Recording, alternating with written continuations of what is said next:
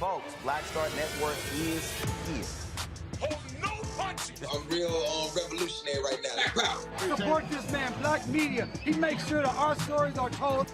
Thank you for being the voice of Black America, Roland. Stay black. I love All momentum we have now, we have to keep this going. The video looks phenomenal. See, there's a difference between Black Star Network and Black-owned media and something like CNN. You can't be Black-owned media and be scared. It's time to be smart. Bring your eyeballs home. You dig?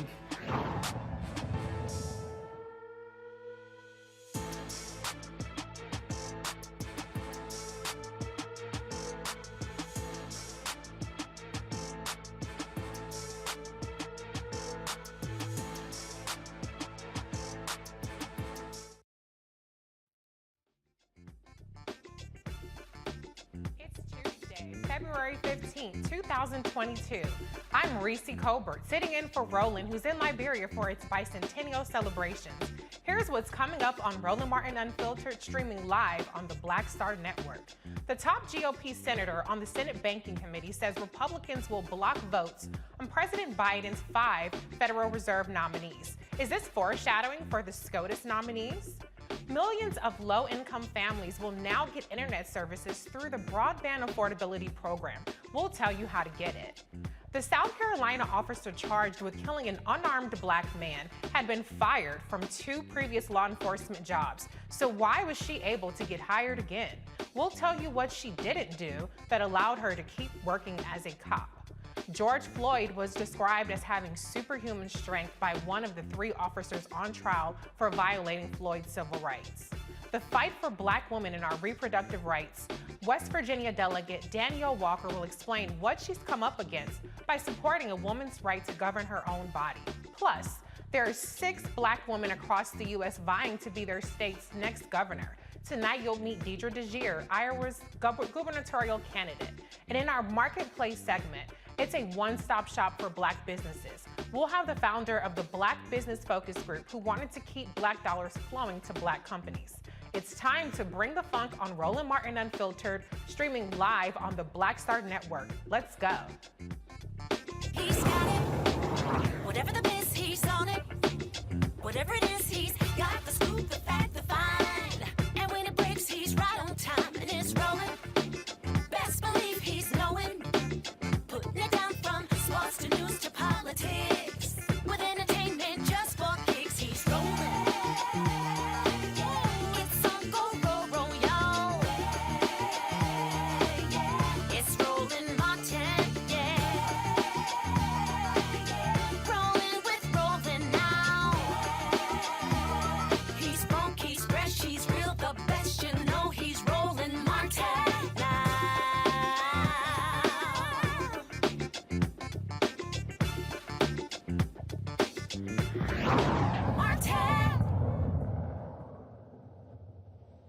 The Republicans are up to their shenanigans again. The GOP senators on the Senate Banking Committee plan to block the vote on President Biden's Federal Reserve nominees. Why? Well, ranking member of the Senate committee, Senator Pat Toomey, says his party will not participate because Democrats nominated Sarah Bloom Raskin to be the federal vice chair of supervision. They say Raskin's policy views are disqualifying.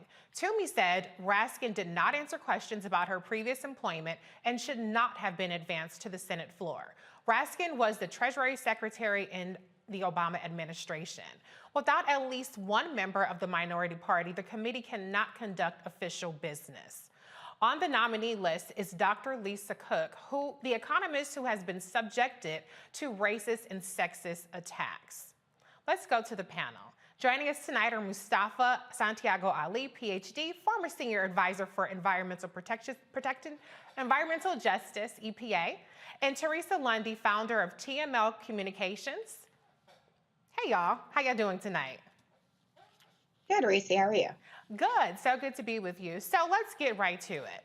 This blockage is once again the Republicans trying to throw their weight around and carte blanche block nominees that are well qualified and try to exert their ideological agenda on the Biden administration. Teresa, let's start with you.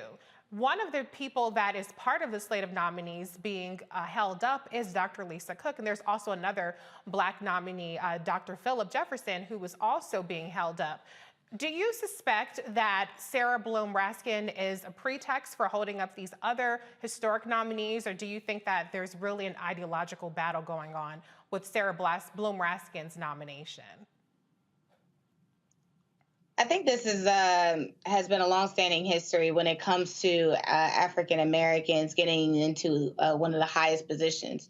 And so if we start to look at the patterns that has happened, not only throughout history, but as it relates to politics and some of the nominations that it does take for us to get a position, we'll start to see the same patterns go in the same inconsistent way when it's time for us to get on the bench. I think there is always more that they are asking of us to do. When we provide it, it is still a challenge to get across the finish line. So unfortunately, I'm not totally surprised that this is happening, but it is what it is. But I think overall, hopefully, we will have the first African-American woman on the bench. Definitely. Mustafa, you know, one thing that Republicans are good for is they're good for obstructing. What do you think about this trick of basically denying quorum so that you can't even vote on an entire slate of nominees? Also being held up is the Federal Reserve nominee, Jerome Powell. What are your thoughts on this blockage? It's the double standard that Republicans are famous for.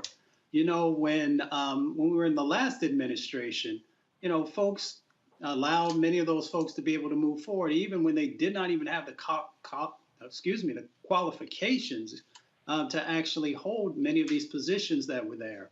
So now we find in this moment that they are continuing to try and stop the Biden administration from being successful by these slowdowns and these procedural ways of not allowing folks to come up for a vote. So they don't want to see President Biden to be successful. They don't want individuals of color to hold these sometimes very powerful positions. And they don't also want to see the economy to be able to move forward, because they understand that if they can damage that and if they can create chaos, then it's less likely that folks will vote for the Biden administration. So it is all part of a very calculated game that they are playing out. Mustafa, that is such an excellent point. And Teresa, picking up on that, you know, Republicans have made much ado about the inflation rate that has happened.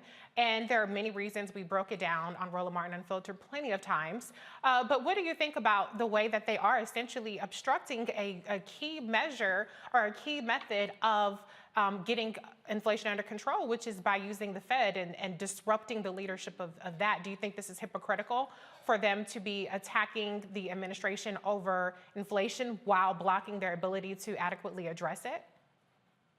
Absolutely, it's hypocritical. I mean, look, we've seen this countless of times where the GOP and the Republican Party they fixate on a specific issue, but do not allow Democrats to actually provide the tools to get us past the finish line. So I'm not surprised. You know, I've seen more than enough specials on Fox and Friends and many other right-wing shows where it's literally, you know, an entire hour and a half filled of language, or, you know, in this case, inflation regarding, I think, chicken. And we like in terms of like they had it was a restaurant person in New York that said, you know, because of the price of inflation, people will no longer have their barbecue chicken and their fried chicken. So it was a very weird conversation that I had to watch for an hour and a half. But it also tells you, you know, the way right-wing media is willing to attack versus follow solutions. Right. And so when you have an administration like Biden's administration that has to tackle many other issues, but of course, the one that hits, you know, us the hardest is inflation, but then doesn't work with the administration in order to get it done, you have to start to ask yourself, what is the real purpose of this right-wing position, and why are they doing that? So I think if we start asking ourselves those type of questions, we start to figure out the real red line in the sand of their agenda.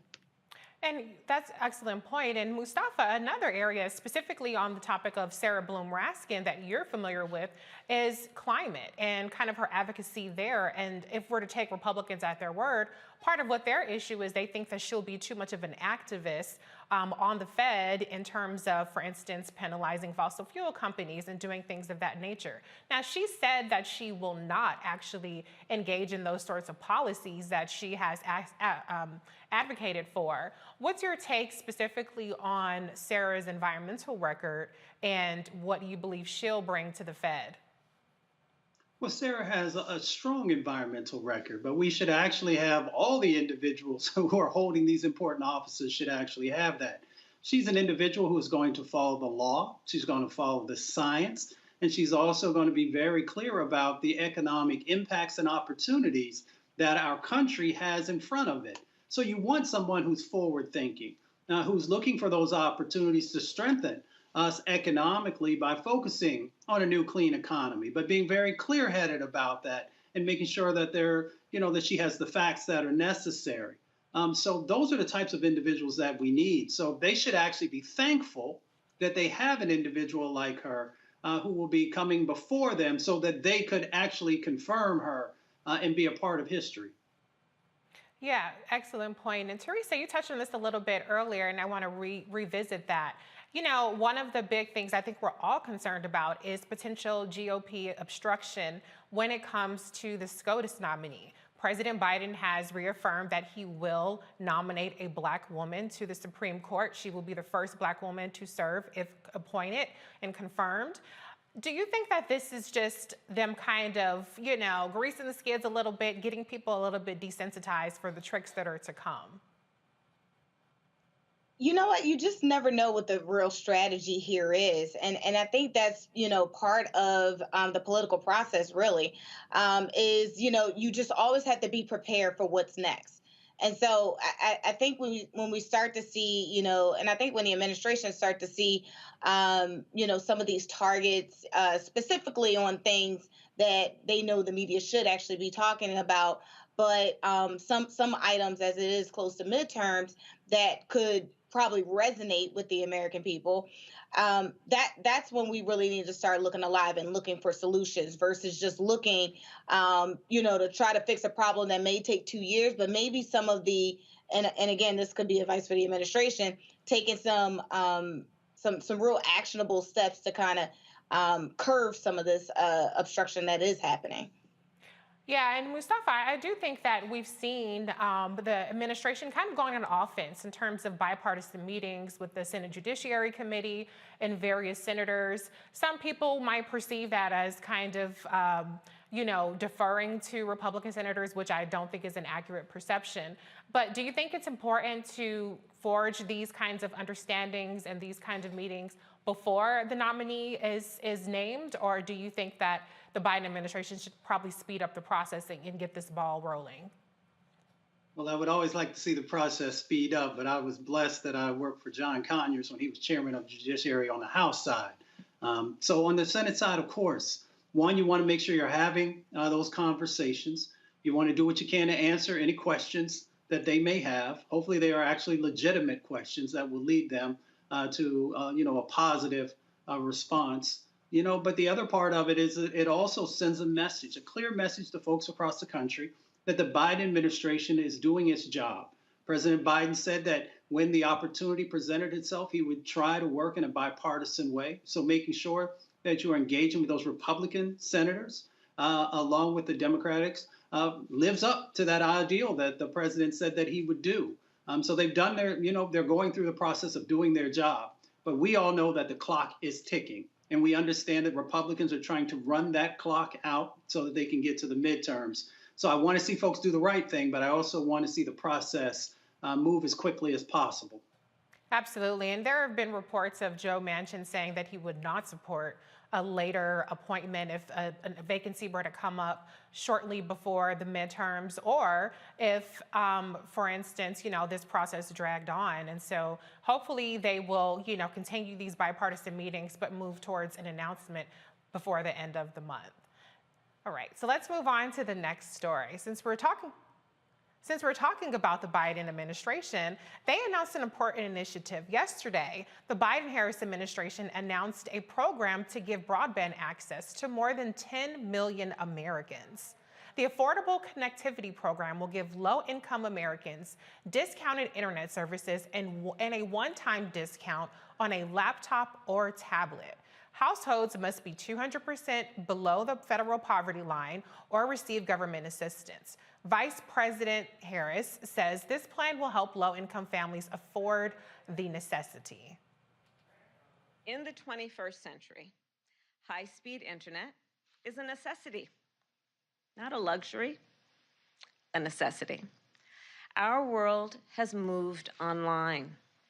And that is why from day one, the President and I have fought to make it easier for everyone to access and afford high-speed internet. Today, we are celebrating a major milestone in that fight. You see, during the pandemic, millions of people, families in particular, depended on high-speed internet. Young people used the internet to access digital textbooks, attend virtual classes, and collaborate on science projects, all at their kitchen table. Parents use the internet to buy groceries, paper towels, and other daily essentials. The internet allowed folks to take care of their children and get their essential needs accomplished. If you want to find out if you qualify for the program, go to acapbenefit.org. All right, Mustafa, let's go to you first. So one of the things about the bipartisan infrastructure package is a lot of people kind of perceive infrastructure as simply roads and bridges, and of course those things are important, but a big part of infrastructure and a big part of Vice President Kamala Harris's portfolio was actually broadband access and expanding the access for Americans around the country. What is your take on the impact of this affordability program?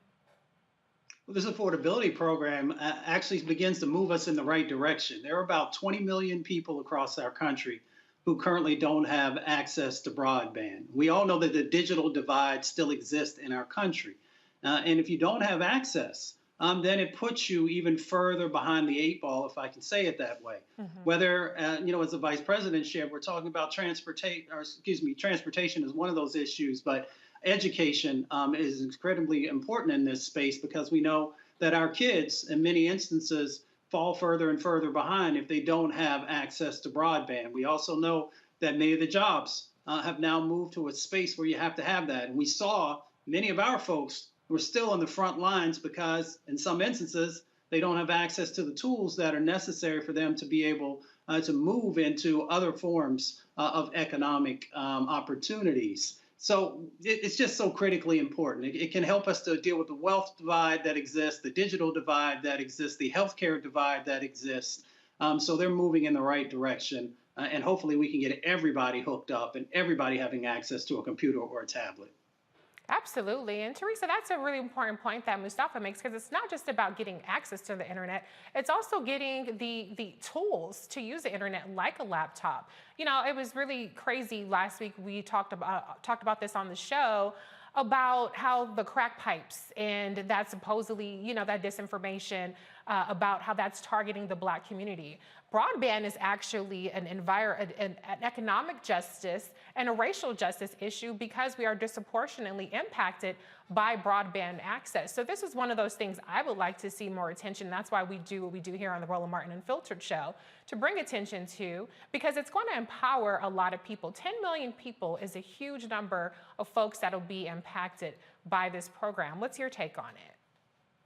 I agree. I mean, look, this has been something that has been well overdue. I remember the first rollout was a few years ago when they started to, they as in corporations started to target low income families that were making under a certain threshold. So that was happening, city to city and state to state. But now that we have a federal law that is actually about to build on this plan of access and reliability It gives people more opportunity in order to get a job, to provide more for their families and for themselves. So outside of, this being a federal program, this is also important as we look at, those who are trying to do more for themselves. I remember there was a study about the homeless population, and a woman literally said, I shouldn't have to go to the library in order, to use their computer to get access to find resources and other programs. What I needed was the phone that I have and to actually have Wi-Fi access. And so that's why she was going to the park. So I thought that was, just an interesting point to make, because you could be anywhere. You could be outside, indoor, outdoor, and you need broadband access. So, again, if we want to build each other up, with, different programs and services, we have to make sure the tools are accessible at any given time. Absolutely. And Mustafa, last comment on this. One of the things that is important going into the midterms is showing tangible byproducts of legislation that's passed. It's great that there are going to be infrastructure projects that are long term, but people want to see results right now. How important do you think messaging will be in terms of showing, hey, this is a promise that was made and it was a promise that was kept, and ensuring that people actually get enrolled in this program? Well, it's critically important to be able to show the results, to make sure that people see themselves reflected, to be able to call out, examples across our country of everyday folks who are being able to take opportunity from this and actually then utilize it in ways that help to improve their lives. It's interesting. We often don't think about broadband in relationship to voting, but in this COVID pandemic that we went through, if you needed to get your driver's license, you had to be able, in many instances and lots of locations, to be able to go online and fill out the forms. But if you don't have access to broadband, that might be a bit more difficult. When we look at, the amazing sets of opportunities around the infrastructure bill, and hopefully whatever the components of the Build Back Better will be, you also got to be able to go online in many instances to fill out, the paperwork that's there. So, we got to make sure that folks have these opportunities, and then we've got to make sure that the communication and the marketing actually make sure that folks understand how valuable this has been and how it's actually changing people's lives, helping to improve their health, if we're talking about, on the medical side of the equation, or helping people to build wealth on some of these other economic opportunities. Absolutely. And I said last comment, but I'm going to bring in Demario Solomon Simmons, civil rights attorney and founder of Justice for Greenwood, so he can have the last comment. Demario, your reaction to the importance of this affordability for broadband program. Thank you so much, Reese. Good to see you, and good to see all my peeps here on Tuesday. Listen, this is something that's a big issue that I actually was just dealing with this earlier today, because my law firm is basically completely remote, virtual. And so when we send all our clients to sign things, we had a client today, her phone was not working, she didn't have internet at home. And so now we have to figure out getting somebody out to her home to actually get something signed. So it's really a detriment to not have these services that many of us, particularly those who are listening right now, Roland Martin Unfiltered, we have these services. We have this at our home. We have this at our businesses. And it's vitally important that our people have access to broadband internet. How can you do anything without internet in today's world? You cannot, period. Absolutely, absolutely. So if you're out there, spread the word about this program, see if you're eligible for it. Because, hey, saving money is a good thing, okay? We don't all have to be sitting up here spending top dollar on this expensive broadband. All right, y'all, we're going to head to a break. This is Roland Martin Unfiltered on the Black Star Network. We'll be right back.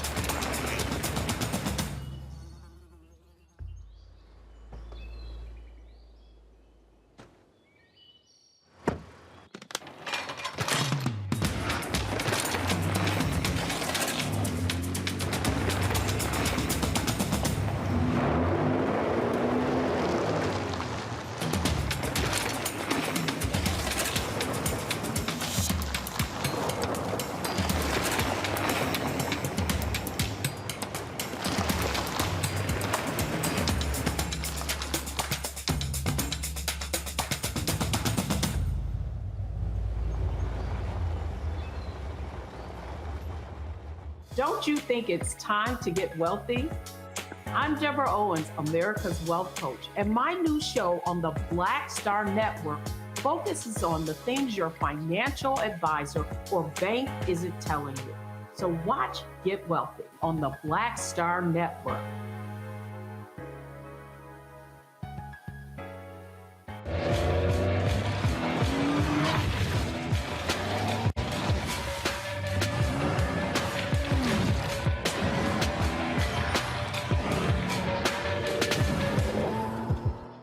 Pull up a chair, take your seat at the Black Table with me, Dr. Greg Carr, here on the Black Star Network. Every week, we'll take a deeper dive into the world we're living in. Join the conversation only on the Black Star Network.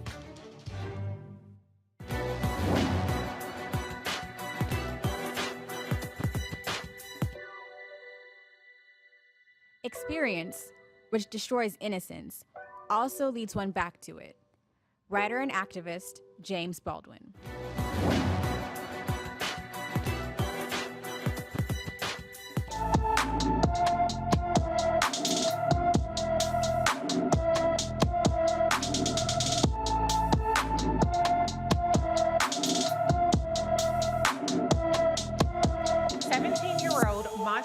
Hurley hasn't been seen since August 21st, 2021.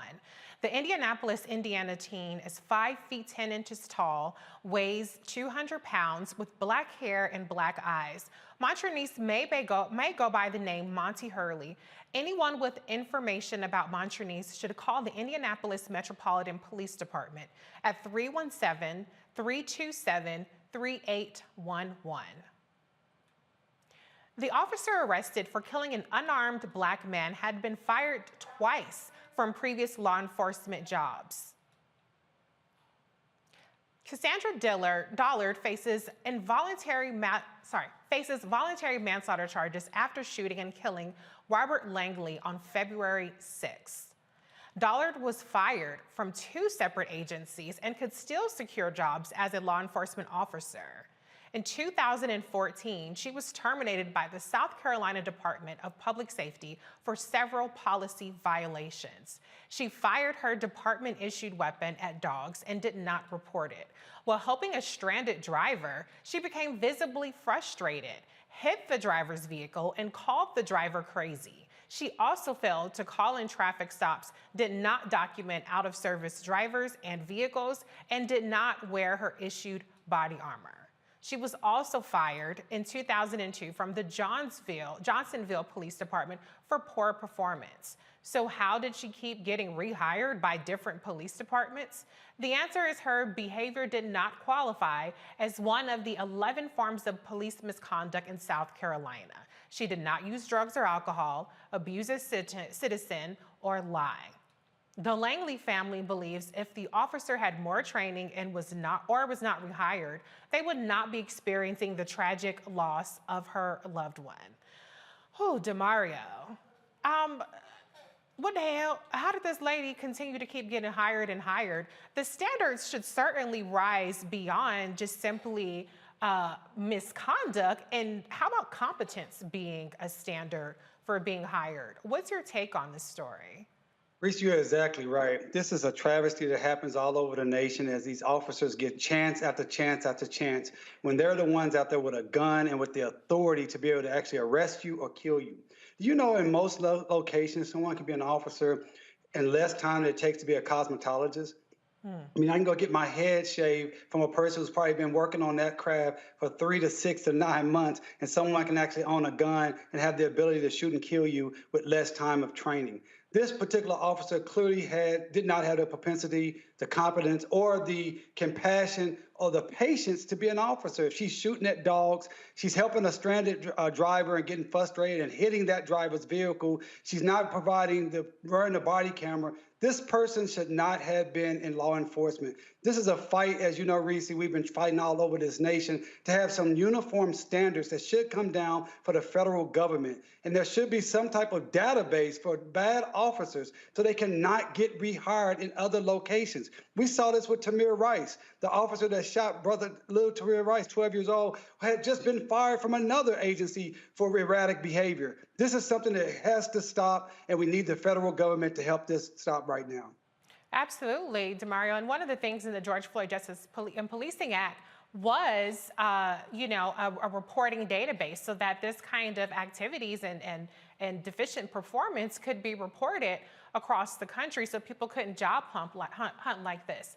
Now, Teresa, though, I'm trying to figure out, as much as white folks love their dogs, how her shooting at dogs wasn't a big enough red flag. Like, if you have 11 criteria, shooting at dogs or cats or whatever kind of animals should certainly be one of those things. So what does it say about the standards when we've listed off several completely disqualifying behaviors that weren't, in fact, disqualifying? I would have to say, in Dollar's case, there must have been a very good arbitrator inside of the police union. But I think that's where we need to start first, is taking a look not only at the George Floyd National Act that we are trying to get passed, but also looking at these police unions and doing some real shakeup inside of that department. Because half the battle is, these entities, these police officers, they get fired, they go to arbitration, then they're back at work at another department. So it's more so like a shift that just happens when you're in law enforcement. They get shifted around to different departments. And unfortunately, some of it is just covered because, again, that's what you pay for when you are a union member. So I think when we start looking at the standards, the standards are definitely different.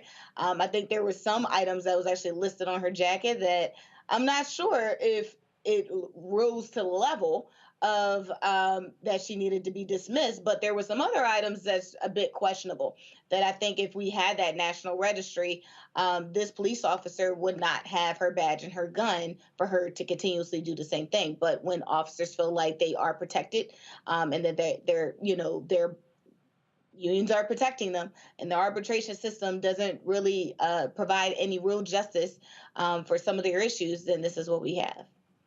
You're absolutely right. Police unions are shielding a lot of police officers from misconduct and probably responsible for the kind of extreme metrics that are, the guidelines that say something is misconduct.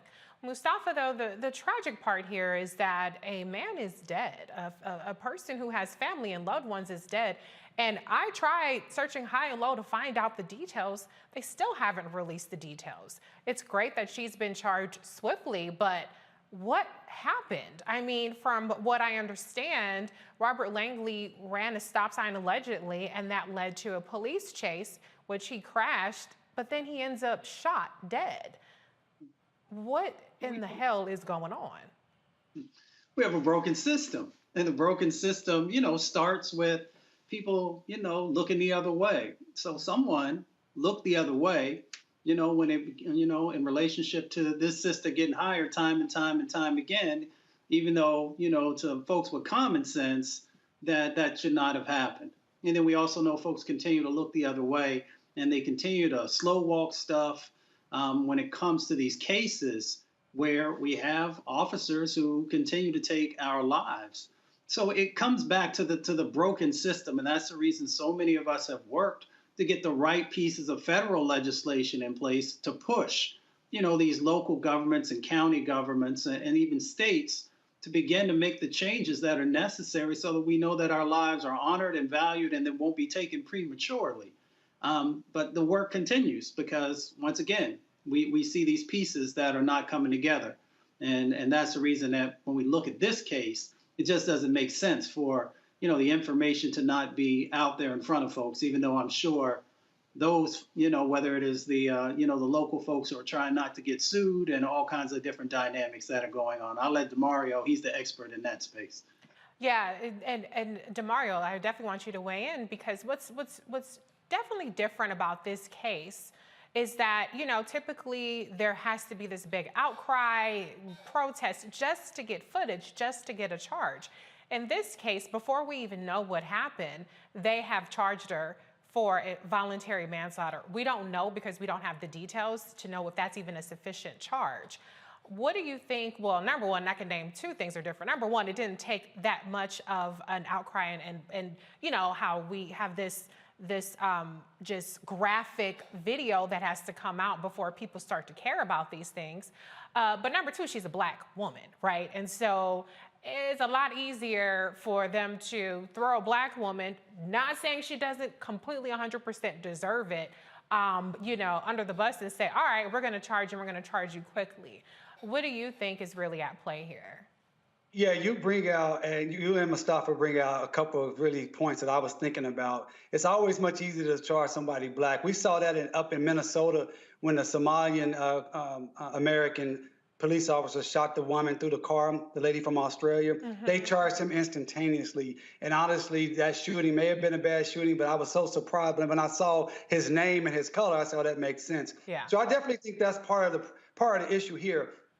The interesting thing also about the video not being provided, but she's being charged, that tells me that video is horrendous. Mm. That tells me that the police department and the DAs has looked at this and said, we got to get out in front of this, because once this video comes out, people are going to be angry, very, very angry. Obviously, we don't know that for sure because we haven't seen the video. But again, another example of something I was dealing with just here today. I have a family whose child was killed by the police, and we've been trying to get the video. And the police department, the location, the agency we're dealing with, they said, no, we're not going to give you the video. And so that leaves us with an opportunity to either go public in a big way or file some type of a lawsuit. But then you got to think about the family, because as we talk about these things, and Reese, you stated, this man is dead. Mm-hmm. This family is grieving. So sometimes these families, they don't want something to be so big in public. They didn't ask for this. They're just trying to understand and process that my loved one, my father, my mother, my brother, my sister, my child went to the store, went through a stop sign, and now they're dead. So to have to deal with everything that comes with trying to get justice is really an added layer of trauma. So I'm so glad that you centered the family and the victim here, because we need to be praying for these families. I work with these families each and every day. It's very, very difficult. And there is no such thing as justice really for someone who's been killed. Absolutely. We cover these stories so frequently. It just seems like a way of life that Black folks have had to endure in this country when it comes to the way that we're over-policed. Teresa, though, one thing we do know, and as DeMario mentioned, is that we've seen it time and time again where the family, first and foremost, just wants to know what happened. And they're often lied to. Like, for instance, in the case of Ahmaud Arbery, his mother was told, that he was trying to steal stuff, and she was given the runaround. And we've seen time and time again where the family is kept in the dark, and they're not able to even process what's happened because they're being re-traumatized by being lied to or kept in the dark. What do you think, needs to be done in terms of the transparency around what happened to Robert Langley for his family's sake? Well, transparency should always be at the forefront of every decision when it comes to police misconduct and the suffering that families have to go through. So that's first and foremost. But as it relates to what should be done and the process therein, again, it takes these laws. It takes those who are representing us in an elected office, from the local to the federal level, that these do whatever they need to do, whatever deal that needs to get cut in order for this to take place. But I also think that it is incumbent of the people, when we say, defund the police, we're not saying just remove the funding. Well, I'm not saying that. I'm not saying remove the funding from them, because someone needs to protect these streets. But we also need to be very transparent on the process of protecting our people in these communities, to make sure that the police officers have what they need, but we also have the protections that we need, and that we get back to the oath, which is to protect and to serve, not to kill when it's convenient and then cover it up. So I think there are a whole lot of instances that we as a public, tax-paying citizens, can actually be a part of the process. And I think local cities have been doing this. You know, they've been putting in their own laws and not waiting on the federal government to step in. And then you have police commissioners that are, stepping up and speaking out to say, look, more does need to be done. Body cameras will be on, and there will be consequences. So I think there are things that are happening. Unfortunately, it's just being slow walked right now. And so, again, it does seem like a daily occurrence that unfortunately we're still talking about these same situations, the way, Black people and Black and brown people are being handled in this country. But again, I think the process just needs to speed up versus trickling that it currently is. Right. And Mustafa, you get the last word on this. Teresa brought up the fact that, we do need protection in our communities. And one of the things that is really interesting about this case in a very bad way, actually, is that one of the reasons I've seen reports that they suspect that Cassandra Dollard was hired was because there's a shortage. And now that she's been fired, rightfully so, there are only 2 officers in that area. And so, unfortunately, we do have a situation throughout the country where, there's high attrition among police officers, there's high overtime, there's burnout, there's a number of things that are hindering the ability to get the best on the force. If the best, I understand, I'm talking about cops here, so, give me some slack. But the point, Mustafa, that I'm making is, the solution has to also go into the recruiting process and getting people who are community-minded and human-minded into the force so that we don't have to take people who shoot at dogs, people who shoot at humans, and just feel like they're above the rules. Well, we can't have fast food policing. And what I mean by that is that, from the beginning of the system, until an unfortunate, situation like this plays out, we want to move too fast through it, instead of actually raising our sets of expectations. We often make, our minimum our maximum. We've heard people say that before. So you now have police chiefs and others who are saying, well, I can't find, X, Y, and Z, so I'm willing to, sort of lower my set of expectations of what a good officer actually is, from training all the way through the way that they, conduct themselves. So I think we got to be really careful in this moment. I get shortages that people talk about, but at the same time, we're talking about individuals who hold life and death in their hands each and every day with the interactions that they do. And we have to always have excellence in policing. I come from a family that has, Black law enforcement executives as well as patrolmen. And I know how they conduct themselves. But, sometimes we get moving so fast that we'll just accept anybody, into the process. And we get these types of results when we're not focused on excellence, both in the system and the individuals who are in the system. Absolutely. I mean, as you said, this is life or death here. And so red flags lead to avoidable situations like the tragic death or murder or manslaughter, as she's been charged, of Robert Langley. All right, let's talk about HBCUs. Several HBCUs were on the receiving end of yet another onslaught of bomb threats. Monday, Howard and Fisk universities issued shelter-in-place orders as law enforcement investigated bomb threats targeting the 2 historically Black universities. Over a dozen historically Black colleges and universities have received bomb threats since Black History Month began. We ain't that far into it either, including Howard, who has received 4 bomb threats this month alone. Both universities have since been cleared and classes resumed. Demario, this is, in my view, terrorism, because this is, we're not in the Jim Crow era. We're not in the 60s where people are physically screaming and hovering over Black kids or college students going to school, but they're doing it from their computers. And they seem to be doing it without any ability to stop them. What's your take on just the urgency of addressing this issue and it being a civil rights issue? Yeah, I think having our young people terrorized like this is a civil rights issue. It's heartbreaking. And we're not in the Jim Crow era of our parents, or at least my parents, but we are definitely in a post-Reconstruction era where we have white supremacists and those who wish us harm and danger are trying to do anything that can maintain power.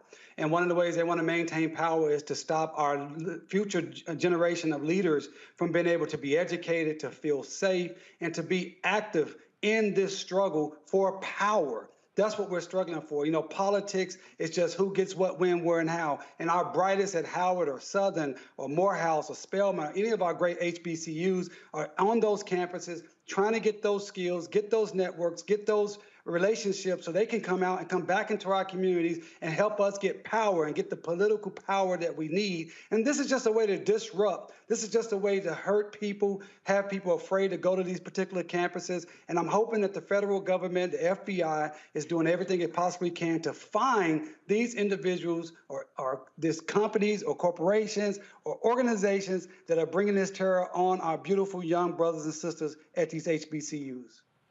Right. Teresa, Demario brings up such an interesting point about power. We know that HBCUs disproportionately provide the doctors and black lawyers and doctors. We have our vice president who's an HBCU alum. One of the black women SCOTUS nominees is an HBCU alum as well. And so there is a power dynamic here that they're trying to disrupt.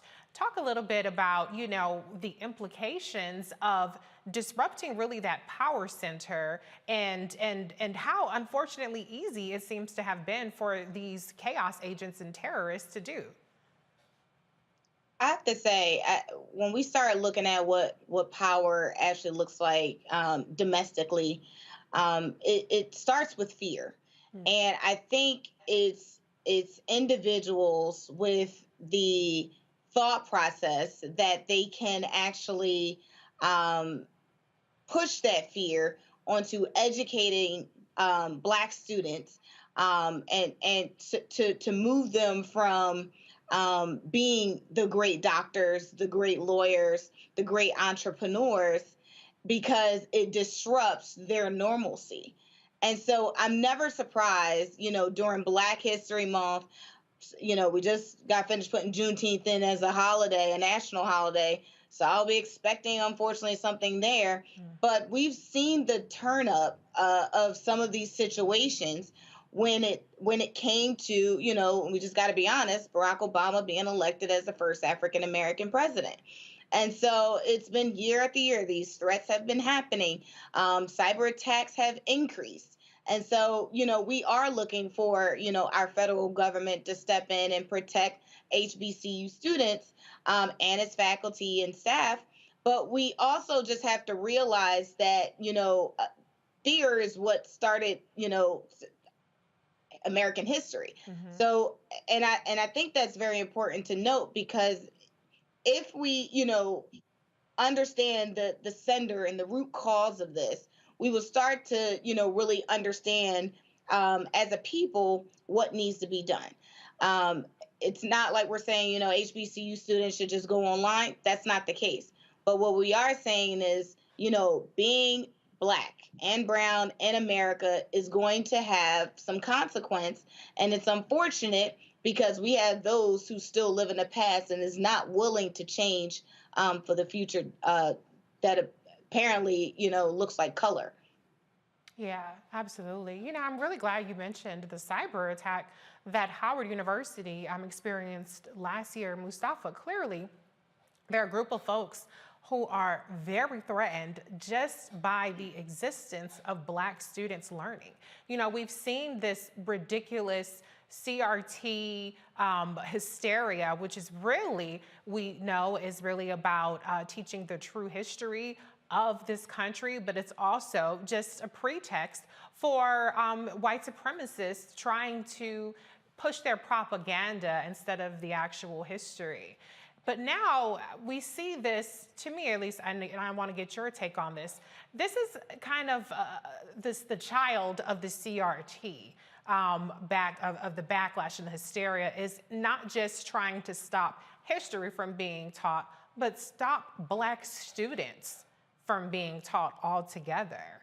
You know, what do you think about just the threat that people seem to feel from Black students in particular at HBCUs? Well, you know, it is about Black excellence. It always has been. And folks finding ways and opportunities to begin to dismantle that, to deconstruct that. And that's what, you know, this violence, this trauma that folks continue to inflict on our communities and on our institutions is about. So we should be very clear about that. We have huge amounts of mental stressors that are currently going on in our lives, you know, because of the pandemic, because of dealing with systemic racism, because of a number of other factors. So when folks can begin to utilize these cyber tools, then they can begin to continue to sort of chip away at Black excellence, or at least they think they can. Now, we know that we are a resilient people, but at the same time, you know, you can only carry so much for so long before some folks end up breaking. So we should make sure that we understand these dynamics. You know, sometimes we think folks just do things, that there's a lot of thought that's behind many individuals who do nefarious types of actions. And I think that this is a part of that. You know, the other part of it is that we have to be very careful of in this moment is desensitizing the students and individuals who are on HBCU campuses, because people continue to call in these bomb threats. And then, you know, folks stop maybe taking them as serious as they would, you know, the first time or the second time that they hear them. And then if somebody does something, you may have students or faculty or others who didn't move as fast or as quickly as they normally would. So we should really understand this psychological game that is a part of many of these steps that folks have been, you know, bringing forward when they're doing these cyber threats and other types of actions in that space.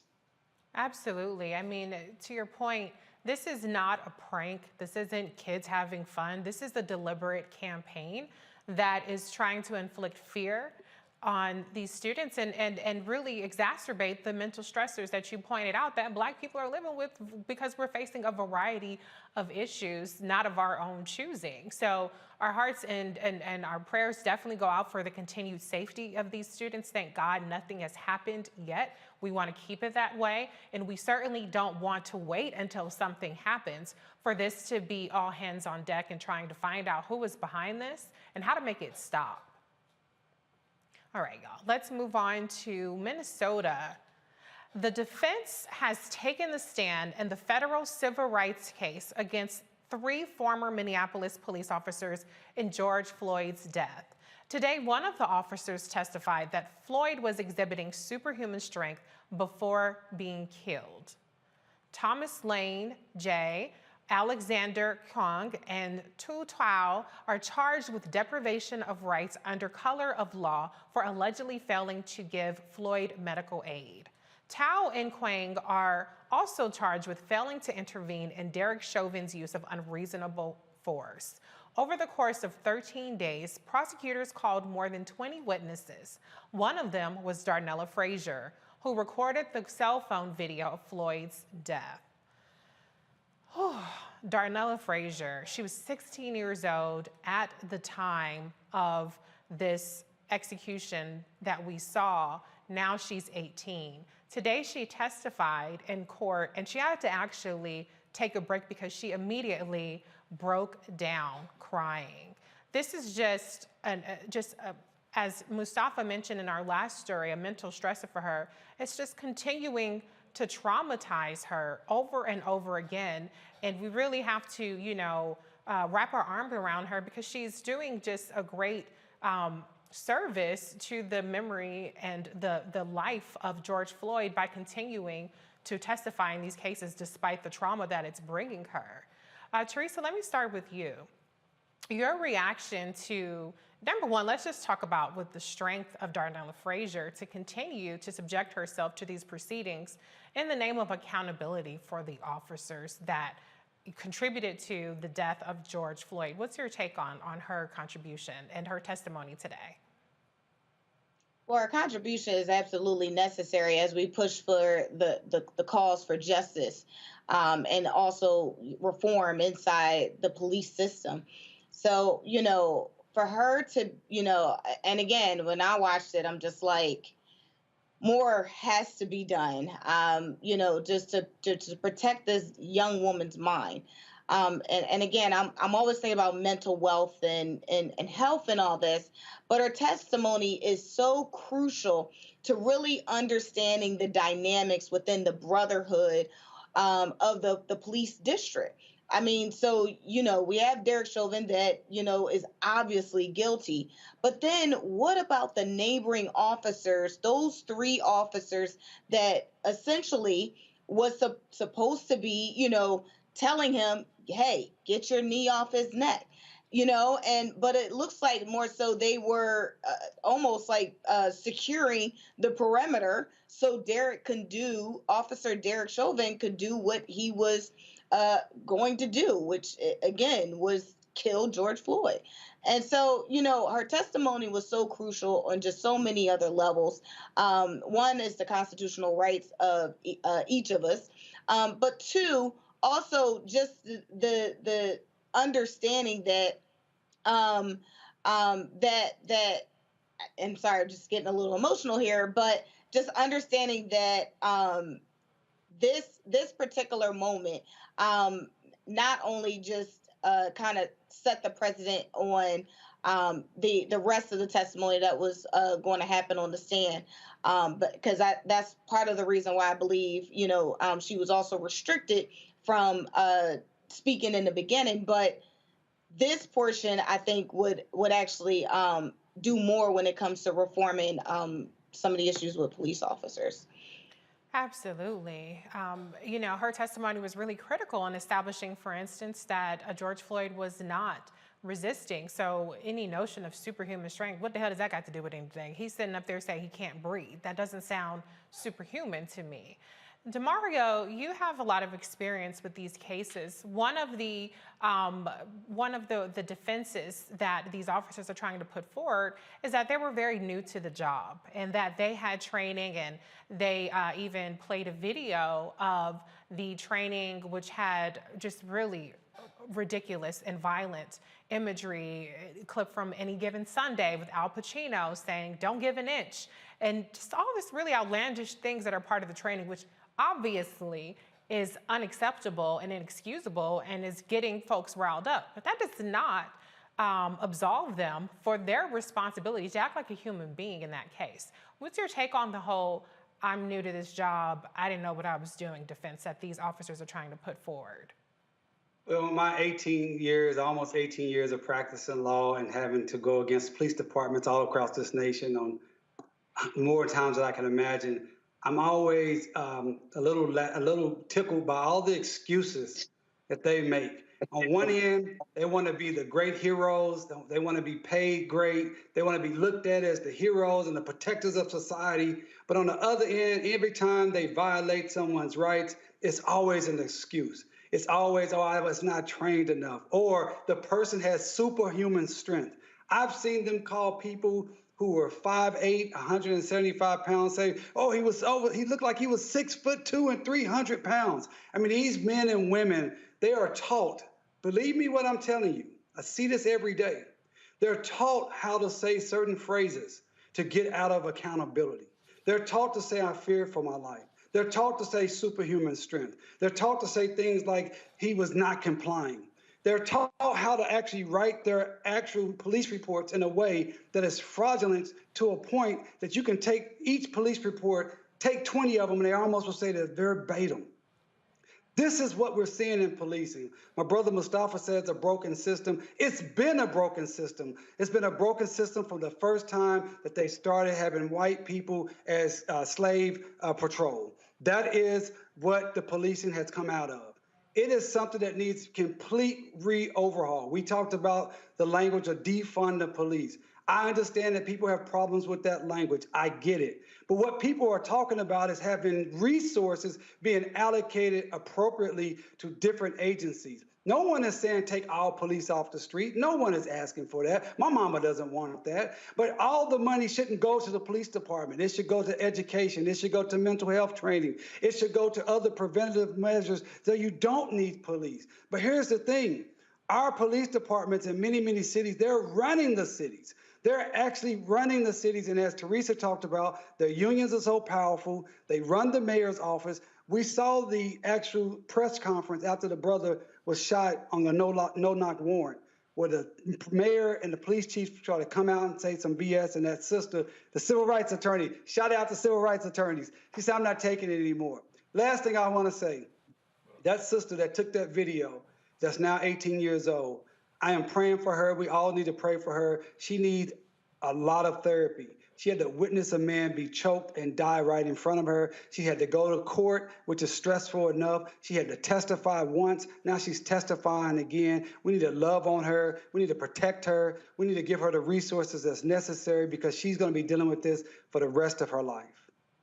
Absolutely, DeMario, and unfortunately, there's still another trial. I mean, fortunately, because, we still want to get them, lock them up on everything, get them on every single charge. No question. But unfortunately for Darnella Frazier, that's yet another trial where she'll be subjected to testimony that's going to be heartbreaking for her.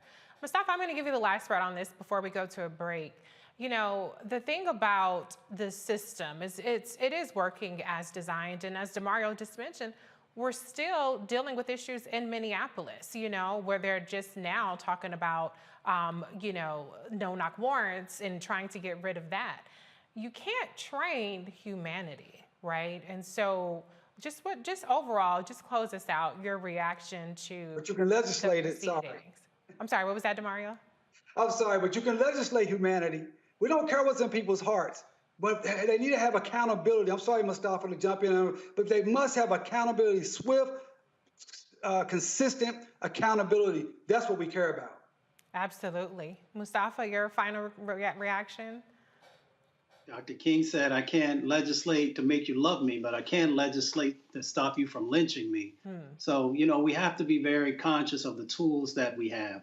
We also just have to understand that there is unfortunately still a number of actions to dehumanize us, so that these types of egregious behaviors are not evaluated the same way they are if they happened to other groups or wealthier communities. So we just have to make sure that we're very clear that these types of dynamics are going on. We have to continue to do everything we can to change that. And then we also just got to build more accountability into the system. We're never going to get rid of the system, but there has to be much more accountability. And that's why we continue to talk about folks voting and understanding the power that's inside of your vote, so we can make sure that whether it's the district attorneys or it is the sheriffs or a number of these other elected positions that are a part of law enforcement, that we begin to get folks who actually care about our humanity and our communities. Absolutely. We can't just vote federal. We have to vote in local elections. All right, y'all, we have a lot more coming up. Roland Martin Unfiltered will be right back after this break. You're watching the Black Star Network.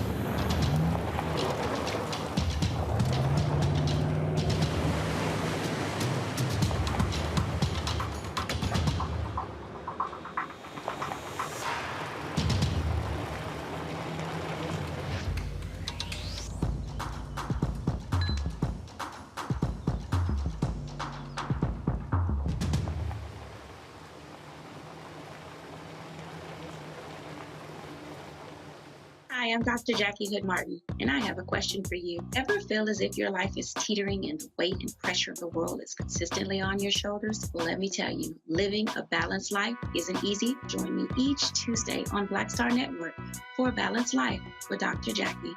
We'll laugh together, cry together, pull ourselves together, and cheer each other on. So join me for new shows each Tuesday on Black Star Network, A Balanced Life with Dr. Jackie.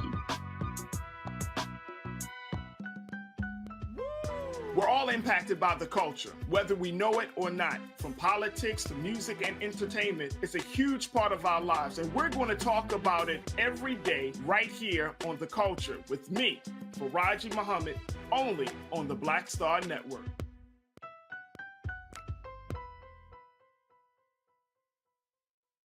Oh, from Blackish. Hey everybody, this is your man Fred Hammond, and you're watching Roland Martin, my man, Unfiltered.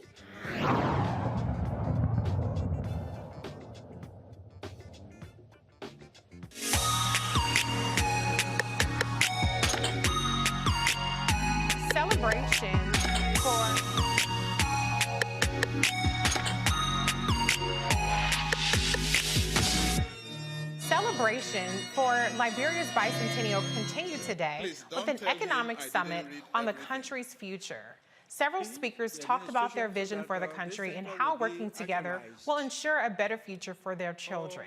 You can watch the entire summit on the Black Star Network as well as the bicentennial events. Roland and the Liberian RMU crew will be covering all of the festivities. Roland Martin Unfiltered will be right back right here on the Black Star Network.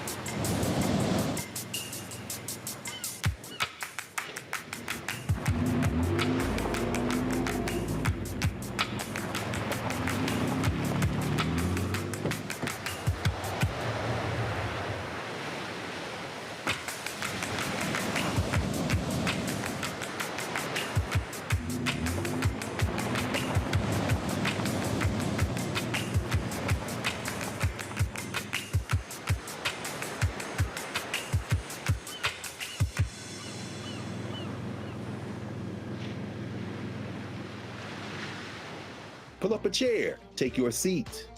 The Black Tape with me, Dr. Greg Carr, here on the Black Star Network. Every week, we'll take a deeper dive into the world we're living in. Join the conversation only on the Black Star Network.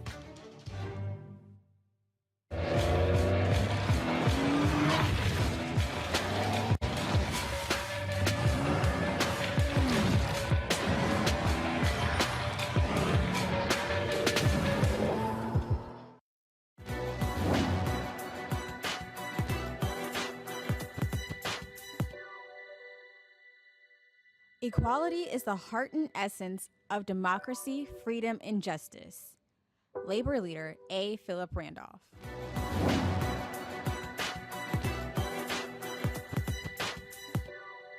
The only Black woman lawmaker in the West Virginia legislature, Delegate Danielle Walker, was sent a racist, hateful email for her support of abortion rights for women. The photo says, "What do you think the coward hiding under his dunce cap and face mask thinks every time he hears about a Black child has been aborted? Be pro-life as if your race depended on it. It's the American thing to do." The Berkeley County West Virginians for Life Group president said he sent the email. He has since stepped down from his position. Delegate Walker is one of many Black women lawmakers fighting for reproductive rights. She joins us now from Morgantown, West Virginia. Welcome, Delegate Walker. Thank you for being here tonight. Thank you for having me on the show. I am very excited. Actually, I am in Charleston. We are in the midst of legislative session. And these abortion bills are coming at us from across the United States. And it could be more dire than right now. Right. So please tell us about what's happening. The legislature is voting on a 15-week abortion ban. Talk a little bit about that. We actually voted on that ban today. It is disgusting. This is a decision between a patient and a physician. We tried an amendment that was going to help people who had been raped or sexually assaulted. It was voted down on party lines. And this is what we are seeing across the United States. We see it in Texas, we see it in Mississippi, we see it in Florida, but this is disgusting, West Virginia.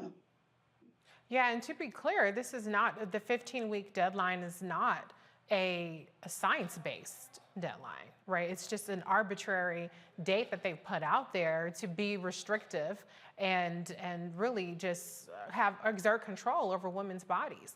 Now let's talk a little bit about this email. So from what I understand, you alone were sent this email, despite the fact that you're one of several lawmakers who've been fighting for reproductive rights. Tell us a little bit about that. You are correct. I received this email on February 1st, the first day of Black History Month. And I don't think that that's a coincidence. Right.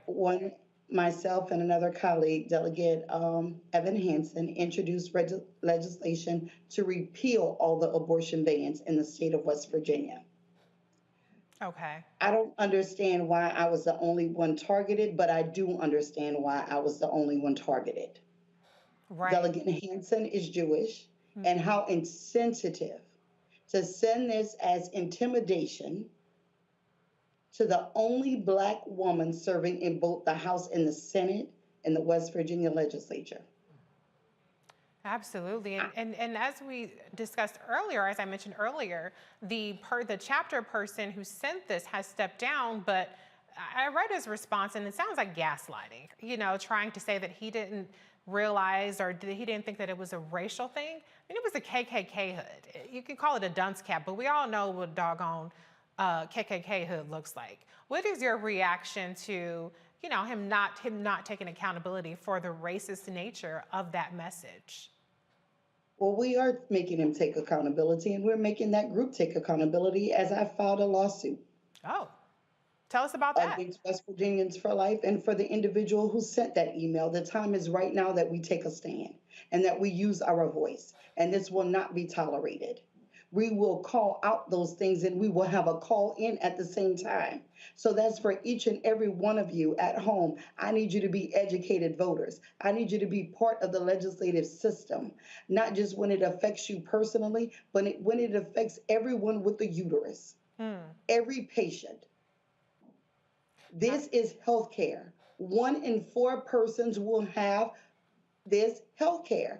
Abortion is healthcare. And until we break down those stigmas and those barriers, sometimes abortion is only in name because of all the barriers. Right, absolutely.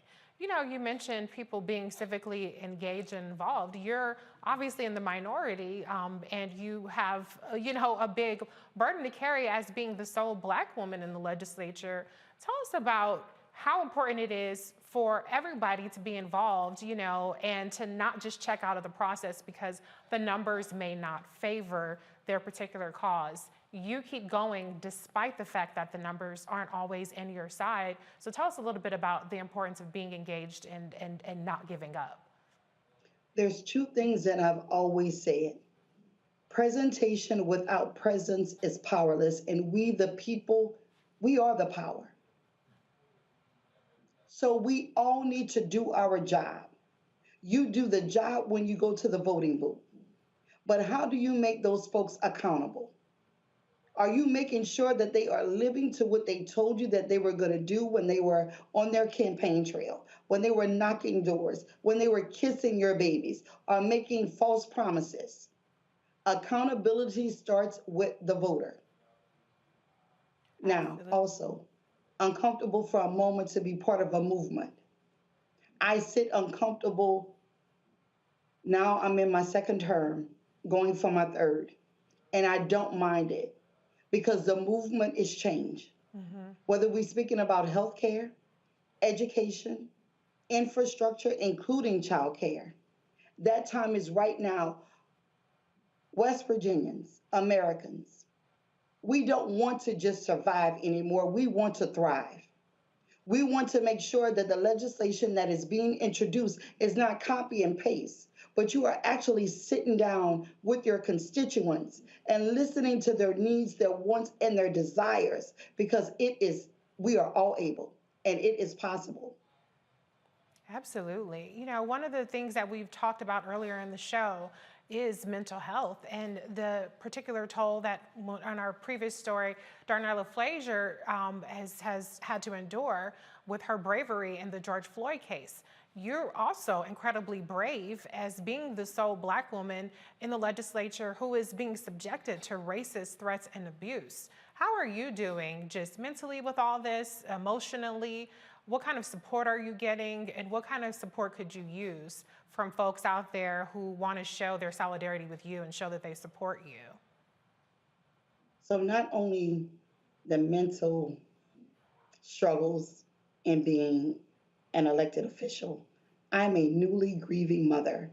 I lost my oldest son to his battle to leukemia in June, but I am still standing, and I am still smiling, and I am still serving. And right now is the most important time for voices to be echoed. See, when I say Delegate Danielle Walker, that delegate is the people's title. And as long as I know that I'm not being a politician, but a peopletician, because I place the people over the politics, I will be okay. But I also need people to know it's okay not to be okay. And so what has this caused? Now, I need increased security measures. But you know what? We're going to also make those folks accountable who tend to target elected officials with intimidation. No more. And we're going to stop this conduct from happening again. Absolutely. I just think that, first of all, let me say my condolences to you. I can't even imagine the loss that you've experienced, and the way that you are pushing through is just really extraordinary. And I really appreciate, in this particular case, we're talking about the email and that organization, how you are demanding accountability in the form of a lawsuit.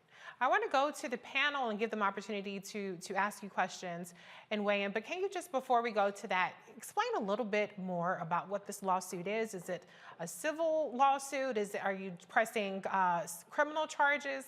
Explain for the viewers what exactly you're pursuing with this lawsuit. So it is a civil lawsuit, but we are also pushing for criminal charges. I am an elected official. We know that this is hate. And the first thing is that to stop the conduct. The second thing is stop the targeting. It is intimidation, and it will not be tolerated in 2022. And lastly, we want damages for the increased security measures that I have to endure now. It's not fun wearing body armor. It's not fun having a security team follow you everywhere you go. It's not fun being 2.5 hours away from home and making sure that your mother and your other son has security measures while you're staying awake at night, watching the video cameras, praying that there's not going to be a light outage, making sure that your younger son, putting more barriers on him. And it's absolutely not fair.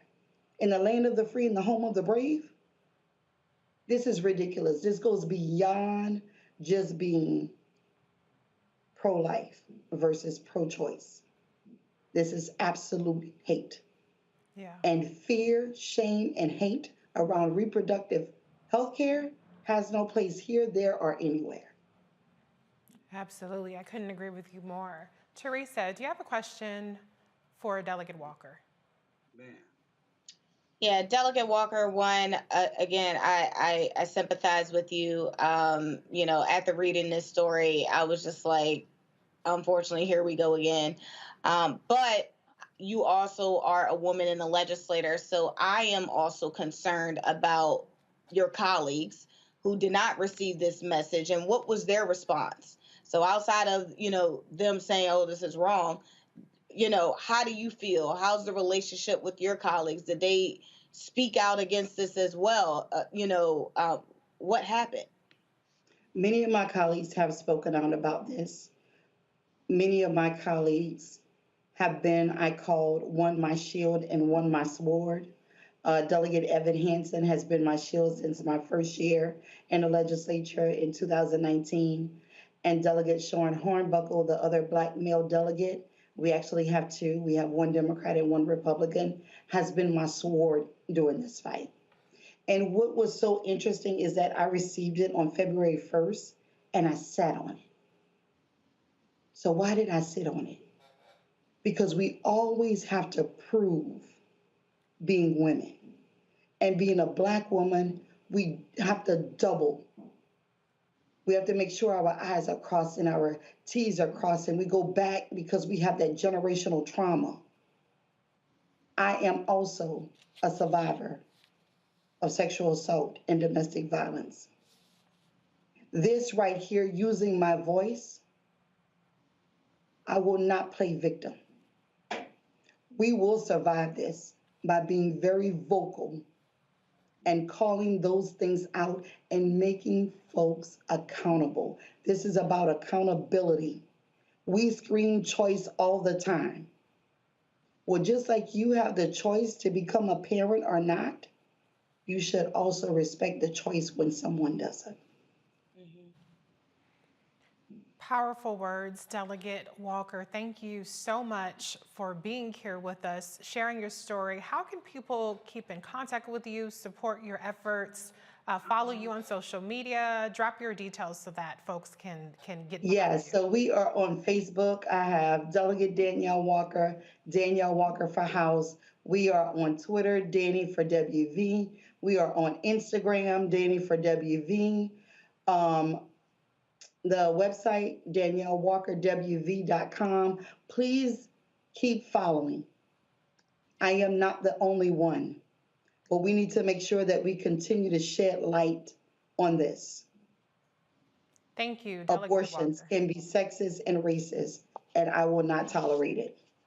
Thank you so much for your service, and we will absolutely, and your leadership, more importantly, and we will stand beside you and do what we can to support you and keep us apprised of what's going on with your lawsuit. Thank you. Thank you. Okay, moving on to our next story. U.S. sprinter Sha'Carri Richardson is calling out Olympic and anti-doping officials after Russian skater Kamila Valieva, I don't know if I said that right, was allowed to compete despite testing positive for a banned drug. In a series of tweets, the sprinter shared some valid points surrounding the decision to allow Valieva to compete. Can we get a solid answer on the difference of her situation and mine's? My mother died and I can't run and was also favored to place top 3. The only difference I see is I'm a Black young lady. Richardson won the 100-meter race at the U.S. Olympic trials early last summer. Still, after it was revealed that she had tested positive for THC, the intoxicant in marijuana, she was denied a chance to compete at the Tokyo Olympics.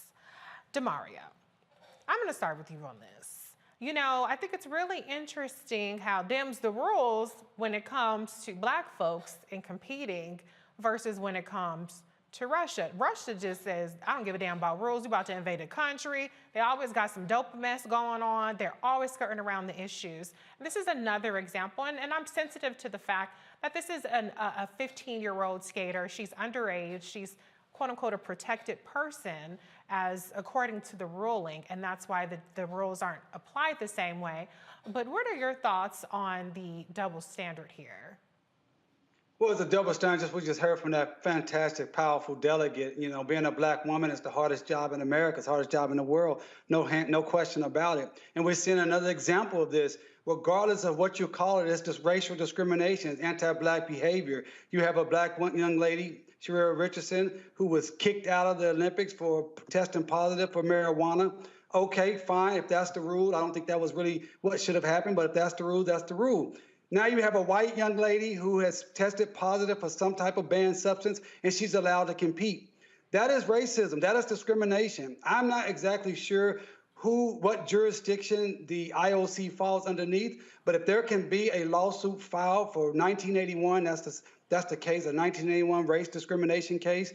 This is the case. And she also stated in her tweet that there is not one black athlete that has a positive test that is allowed to compete. If that is true, this should be a class action lawsuit. It's like what the delegate just stated. It's time to stand up. This is not a time to retreat. This is a time to not to retreat, but to move forward. This is not a time to be quiet, but to speak. This is not a time to sit down, but to stand up. And that's what it's going to take. People like Sharia Richardson getting with lawyers from around this nation who are not afraid to take these cases, fight these cases, and win these cases. It's ridiculous.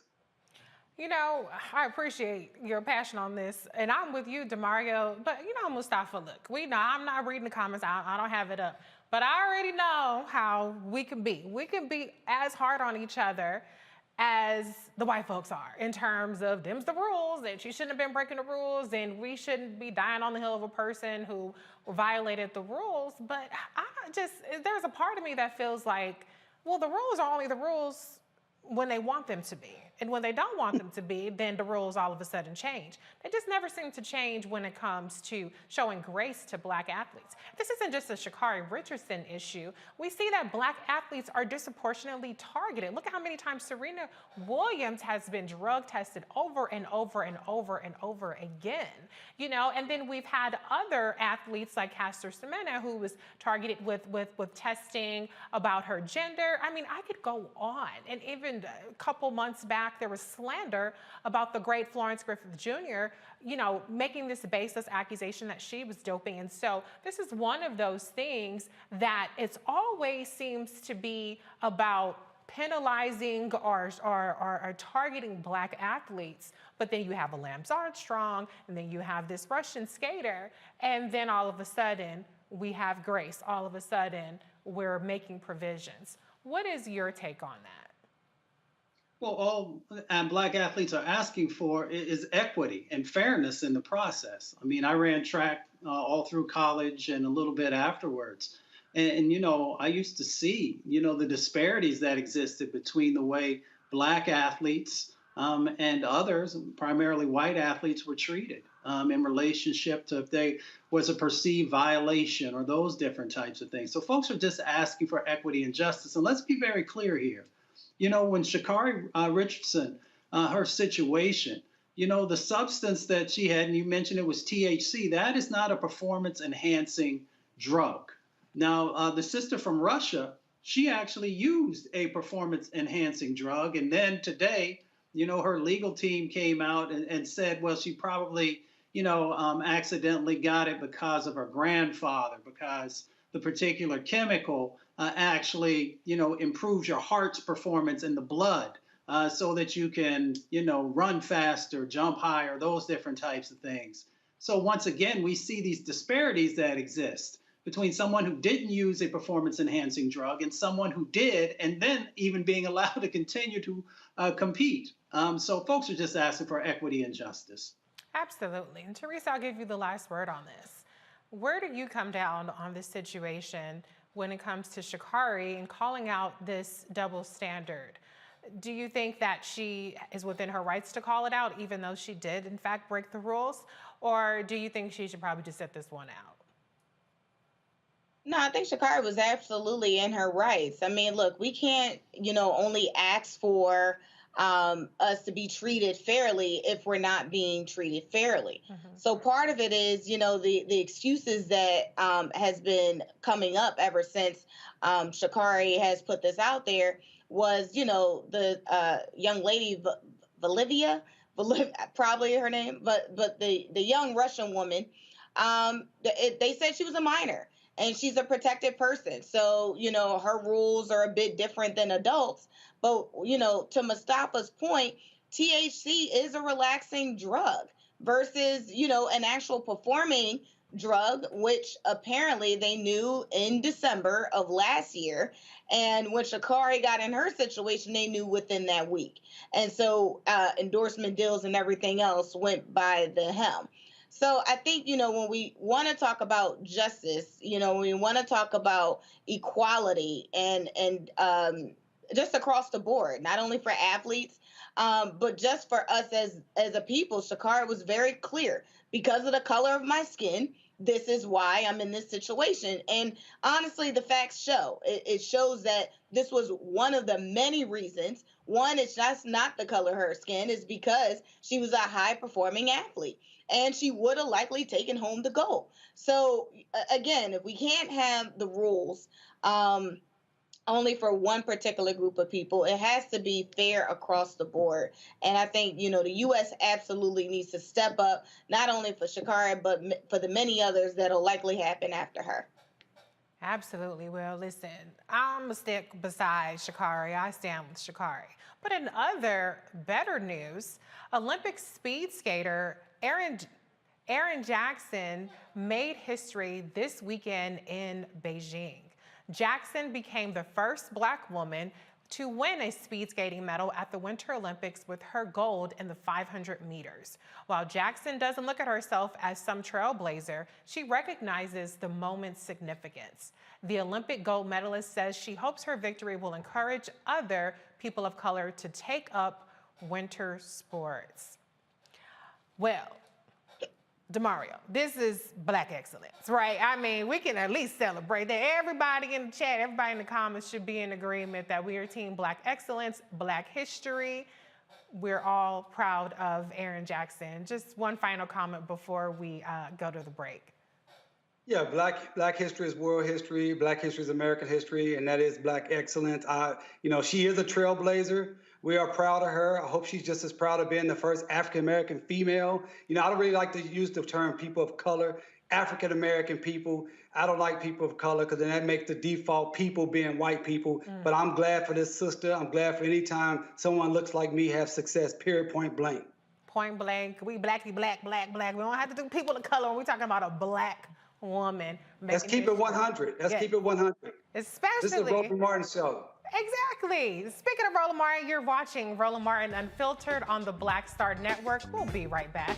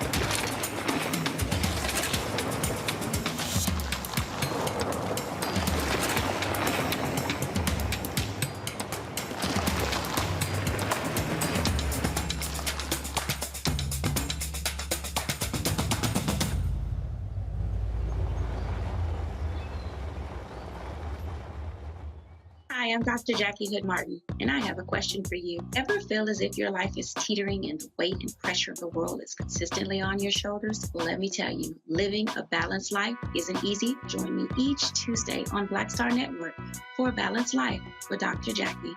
We'll laugh together, cry together, pull ourselves together, and cheer each other on. So join me for new shows each Tuesday on Black Star Network, A Balanced Life with Dr. Jackie.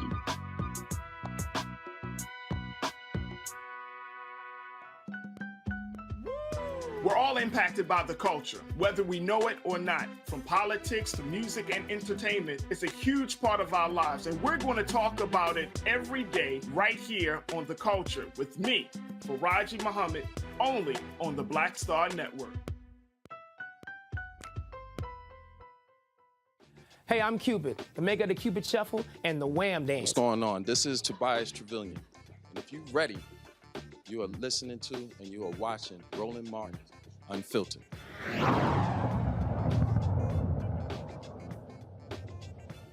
Black women across the nation are looking to change the gubernatorial landscape by placing their names on the ballot for the top seat in their respective states. 6 Black women in states are running for governor in 2022. Harvard professor Danielle Allen in Massachusetts Educator Deidre Gilbert is running in Texas. Voting rights activist Stacey Abrams in Georgia. Small business owner Deidre DeGier in Iowa. Former State Senator Connie Johnson in Oklahoma. And State Senator Mia McLeod in South Carolina. One of the candidates listed, Iowa gubernatorial candidate Deidre DeGier, joins us now. And to give you an idea of who she is, and hear her 1-minute campaign ad. After several weeks of doing my homework with a group of incredible community leaders throughout the state, I am signing up to do more work. I am announcing that it will be an incredible honor and give me great pleasure to be Iowa's next governor. I am of the belief that if anyone expects to lead this state, the priority must be put on Iowans. During this time a year ago, our communities were devastated. Thousands were vulnerable without power, access to food, water. Our neighbors came out to help while it took our leadership days to tap in. Leadership has to lead with the people's interest first. And I know it has been really, really challenging in spite of everything going on to see the good, to have hope. But if there is anything that I can say to each and every one of you all today, is that I believe in you. Iowa has built small businesses. It has built national education models. Iowa has built a thriving agricultural system. Iowa has built fields of opportunity. And we're not done building. We've got work to do because Iowa is worth it. I need you all to sign up. Go to DeGierForIowa.com. Tell your friends, tell your family that we've got work to do. And we're gonna get it done.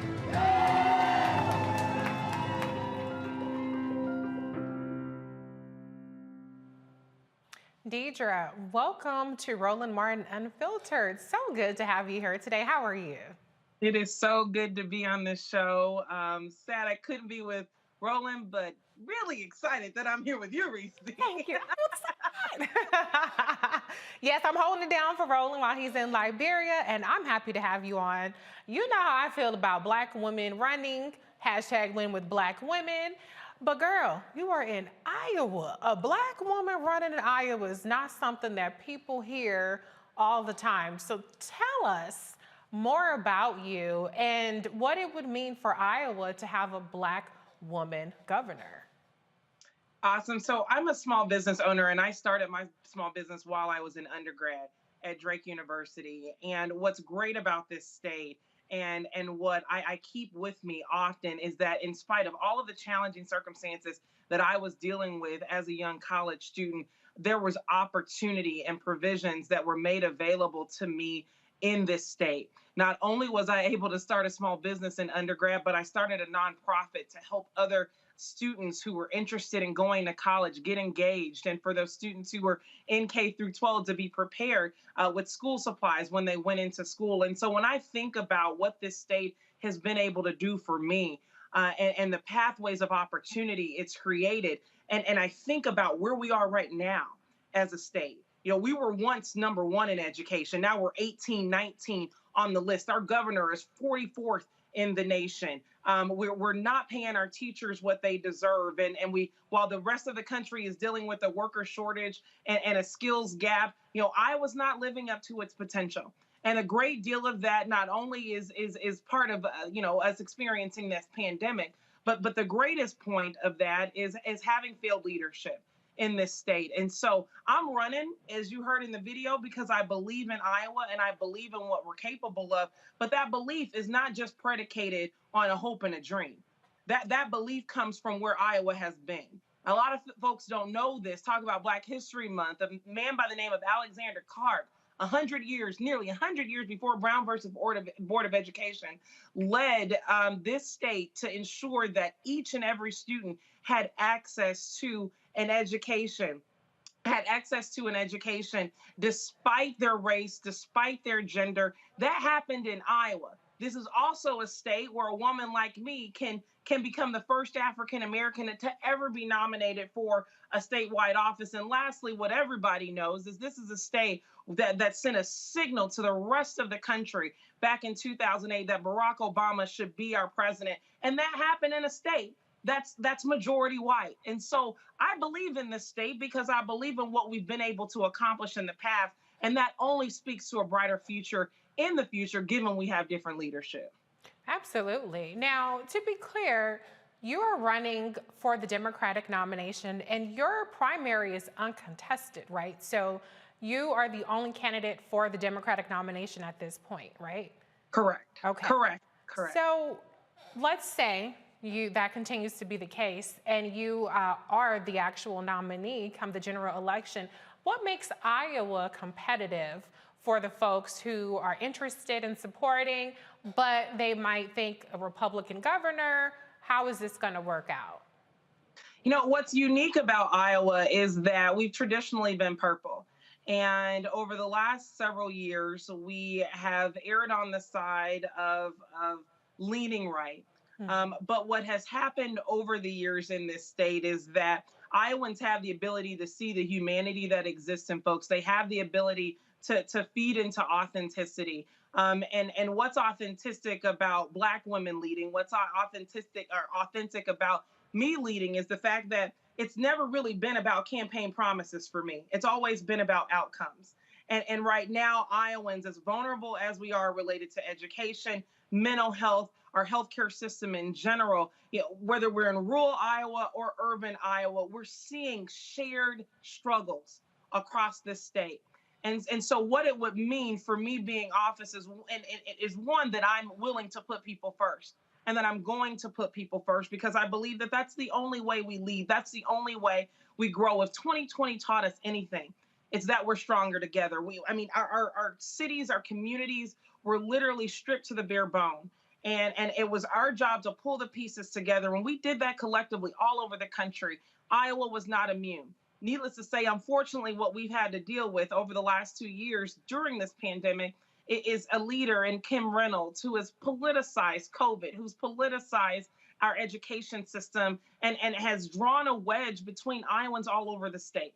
And it has served no justice and it has given us no value. And so I'm ready to see real change happen in our communities and throughout the state amongst communities of color, amongst our students, amongst our women, amongst our working class folks. There's so much work to be done.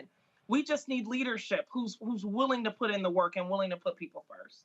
Absolutely. Speaking of communities, talk a little bit about the coalition you have put together that you think will power you to the win and how you've been received throughout the state, throughout your campaign. So I had the fortunate opportunity when I was an undergrad to volunteer for then Senator Barack Obama's campaign back in 2007. That is where I started building coalitions. I then went on to work for him in 2012 in his reelect in the state as an African-American vote director.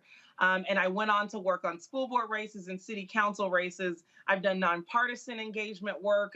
I've done partisan engagement work, and all of this has been an effort to increase people's access to the ballot box and uplift people's voices during this political process. Iowa, in our state constitution, says that all political power is inherent in the people. And I am reminding people of that every single day. The coalitions that we're building go beyond my own racial identity. We've obviously got coalitions of Black folks all over the state. Not only do we have Black folks engaged, we're engaging our Latinx population, our AAPI, LGBTQ, our folks with disabilities, and our students, and rural Iowans. These are constituencies that have traditionally been hard to reach populations. Some in the Democratic space might call them less reliable voters. Well, from my vantage point, they are reliable because they're Americans and they're Iowans, and we need to ensure that they have true access to the ballot box, especially in light of the fact that this state, after a record year in 2018, experienced even more voter restriction laws that was signed by this current governor that disproportionately impact Blacks, that disproportionately impact other communities of color, and vastly disproportionately impacts 65 plus in this state. And so we've got a lot of work to do. And that coalition building is what was able to get me through my Secretary of State's primary. That coalition building is what was also able to ensure that all of the other campaigns that I was a part of, we got wins. Because it's, from my vantage point, it's incredibly important that when we talk about democracy, when we talk about getting people engaged in the process, that means all people. And we don't wait till the last minute. We start at the beginning. The populations that are critical to engage in our communities, the hardest to engage, we start with those first. And then we work our way backwards, because that is how we truly get people to the ballot box, by meeting them where they are and not taking their voice for granted. Absolutely. I think you have to compete for every vote, and meeting folks where they are is really important. With social media, a lot of times different candidates, or even sometimes the party, expects people to come to them and go to their website. But I love that you are getting out there and meeting folks. Let's go to the panel. Teresa, do you have a question for Deidre? I think it is phenomenal that African American women like yourself are going for not the mid-level position, but a really high position where change can really happen in your state. So my question is, have you received the support? Obviously, I think you said you received the Democratic support. So what can people do, to support your campaign so you can make it through the general election? This takes a village, and I'm a Democrat, and we know over the last 2 to 4 years that Democrats have not been getting all the wins that we wanted throughout this country. And that's also happened in Iowa. But that's no reason to count us out, especially when people are willing to do the work. And so I'm letting folks know that there are Iowans out here that are willing to do the work, that are willing to invest time and energy into getting people to the ballot box this go round. But if you're not in Iowa, you can also contribute to our race. Every dollar counts. I mean, I'm running against an individual who has been an elected official for nearly 30 years. They were an elected official when Iowa was at its peak. And now under her watch, it's falling short. And so folks can give to help me be competitive in this race. We've got to get on TV. We've got to connect to folks via social media and other advertisements, because this is a race that, one, has to reinvigorate hope that we can change, given what societies it has experienced over the last 2 years. But it's also a campaign that is not only going to reinvigorate hope, but it's going to deliver. As I said earlier, for me and so many Black women across this country, it's not really been about promises. Our success has been predicated on what we've been able to deliver, outcomes. And so when we walk through this campaign process, we're not selling people dreams.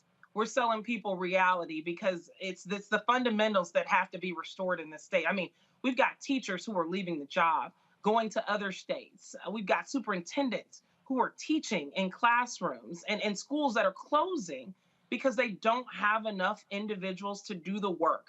That is fundamental to our democracy. Education, access to a free, affordable, and accessible education that's of quality is incredibly important. And our state's failing on that. In fact, our state is suggesting that we should put cameras in the classroom. Our state's creating a banned book list. Our state is also going down the road of talking about things that aren't even taught in our schools, rather than focusing on what should be taught in our schools. And so we've got a lot of work to do, but we're not that far gone. We just need help, and folks can contribute to put in that work to help us. Okay, I'm going to go to Mustafa. We got to keep it quick, but before I do that, I just want to ask the website, because you said people could give, but I didn't hear a website. So give folks the website, and then I'll go to Mustafa for a question. DeJearForIowa.com is our website. And spell that out for the folks. DEJEAR, spell out for Iowa.com. Okay. Mustafa, your question for Deidre. There's a lot of fantastic folks in Iowa. It's cold there, but I've seen some of the great folks and spent time there. My question for you is this. When you're elected governor, a number of the dollars that are part of the bipartisan infrastructure bill will be flowing year after year into Iowa and, of course, other places. How will you as governor actually utilize those to make real change happen? Excellent question, and I'll be brief. I mean, we have one lone state representative, Congresswoman Cindy Axne, that has been advocating a great deal to get resources in the state alongside the Biden administration, and we've gotten over $500 million thus far. And I think what's incredibly important is that this state has a partner that's not only willing to take those resources and put them to work, but unfortunately, we have a governor that sent resources back. nearly $100 million back to the Biden administration. And so we got to put those resources to work on climate, on infrastructure, on our schools, because Iowa needs those resources in order for us to grow. And I intend on being a true partner there to make sure that we're using those resources equitably and ensuring they're meeting the population's needs.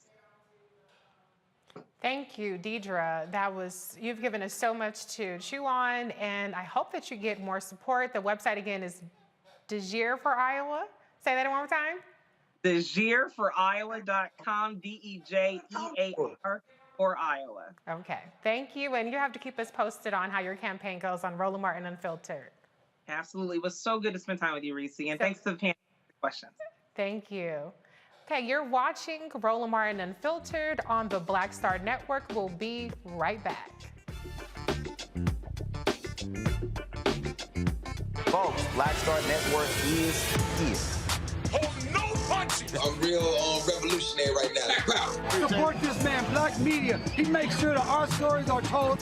Thank you for being the voice of Black America, Roland. Stay black. I love y'all. All momentum we have now, we have to keep this going. The video looks phenomenal. See, there's a difference between Black Star Network and Black-owned media and something like CNN. You can't be Black-owned media and be scared. It's time to be smart.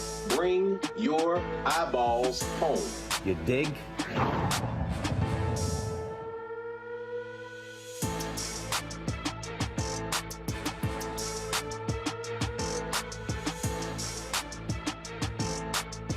Bill Duke. This is Diala Riddle. What's up, y'all? I'm Will Packer. I'm Chrisette Michelle. Hi, I'm Chaley Rose, and you're watching Roland Martin Unfiltered.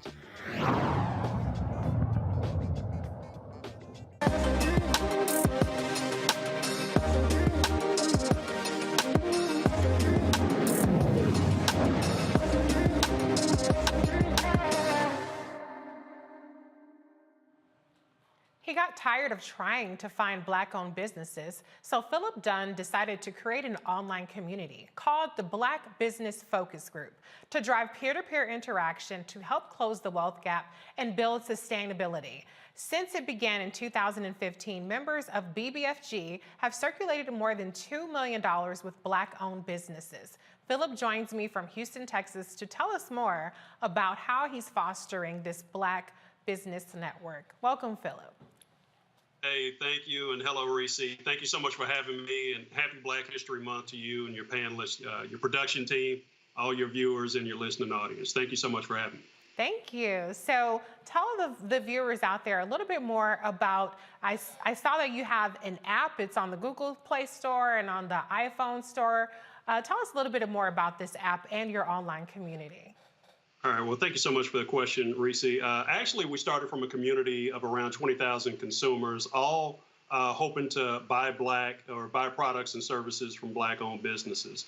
And so we thought it was a really fun and cool way to get together and to help drive transactions to Black-owned businesses. So we actually started out in a Facebook social media focus group, and that helped us to grow and to learn more about the product that we built in the BBFG app. Okay, so explain a little bit more about how you view the BBGF app and community as closing the wealth gap and helping to recycle Black dollars. Right. Well, thank you for that question. We actually have around 20,000 consumers that all actively log their transactions with Black-owned businesses. They make a commitment to spend more of their dollars with Black-owned businesses, and then they go and they find Black-owned businesses to support.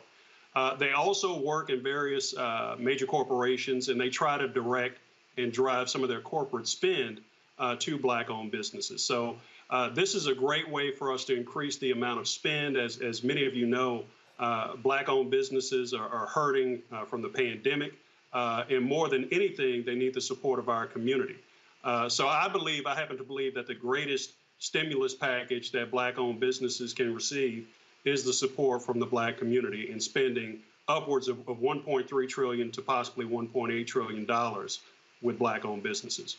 Absolutely, and we know the statistics around recycling Black dollars, and in our communities, Black dollars only circulate within our community for hours, as opposed to other races where it can go on for days. And so something like this is definitely transformative and really helping to close that gap.